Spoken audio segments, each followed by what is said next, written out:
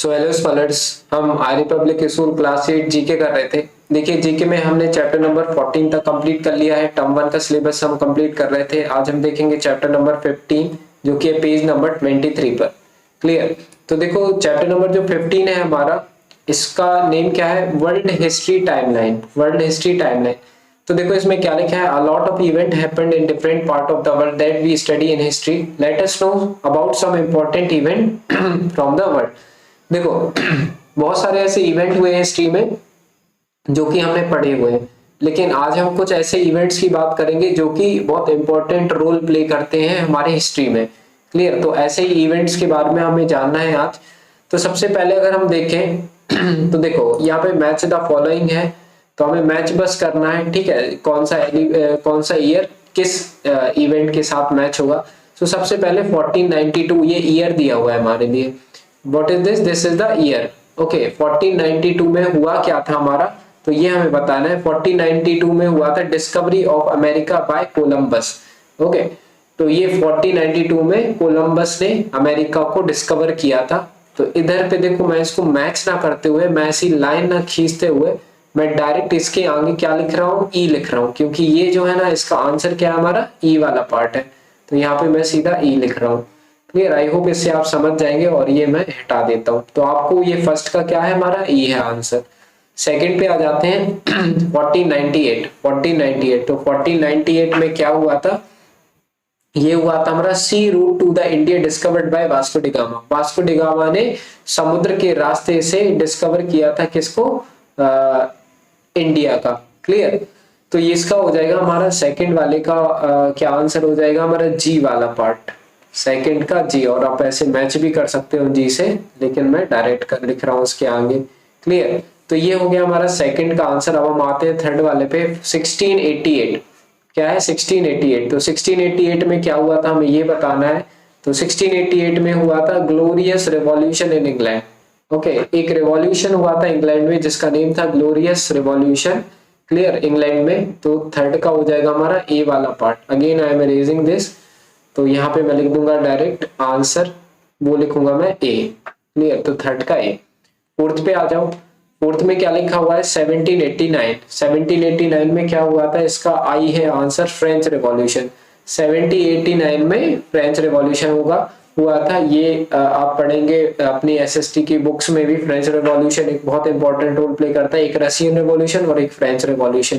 Clear. ये दो topics हमारे लिए एसएसटी में है। तो ये हमें इसको फोर्थ का हो जाएगा हमारा आई। क्लियर। तो हमने इसको मैच कर दिया, लेकिन मैं मैच ना करते हुए क्या करूंगा? यहाँ पे इसका आंसर लिखूंगा। तो फोर्थ का हो जाएगा आई। क्लियर। फिफ्थ पे आ जाओ। फिफ्थ है 1815। 1815 तो 1815। जैसे कि अभी 2022 या 23 या फिर जो भी ईयर चल रहा है, इसी तरीके से 1815 भी कभी था। तो इस ईयर में क्या हुआ था हमें ये बताना है। तो फिफ्थ का जो आंसर होगा ये बैटल ऑफ वाटरलू। वाटरलू का युद्ध हुआ था, वाटरलू की लड़ाई हुई थी 1815 में। तो फिफ्थ का क्या हो जाएगा? बी हो जाएगा। तो यहाँ पे मैं इसको ऐसे मैच भी कर सकता हूँ और मैं क्या करूंगा यहाँ पे बी बस लिख दूंगा। तो फिफ्थ का हमारा बी हो जाएगा। क्लियर। आगे बढ़ते हैं सिक्स्थ पे। सिक्स्थ में देखो क्या लिखा हुआ है 1863। 1863 में क्या हुआ था? तो 1863 में हुआ था हमारा slavery abolished in USA. Slavery abolished in USA. तो हो गया सिक्स्थ का हमारा जे वाला पार्ट। तो यहाँ सिक्स्थ का मैं क्या लिख दूंगा? जे लिख दूंगा। क्लियर। सेवेंथ पे आ जाते। सेवेंथ में क्या है देखो 1914। अब देखो ईयर धीरे धीरे बढ़ते जा रहे हैं ना। तो 1914 में क्या हुआ था? 1914 में क्या हुआ था? ये है हमारा सेवेंथ वाले का। तो ये हुआ था हमारा world war one began. Okay, तो वर्ल्ड वॉर वन जो हुआ था हमारा 1914 में हुआ था। तो सेवेंथ का हो जाएगा हमारा एफ। तो हम यहाँ पे क्या लिख देंगे? सेवेंथ के आगे एफ लिख दिया मैंने। क्लियर। कोई भी डाउट है तो कमेंट सेक्शन में पूछ सकते हैं। इसके बाद आ जाते हैं 1941 में। 1941 में एट्थ जो है 1941 में क्या हुआ था हमारा?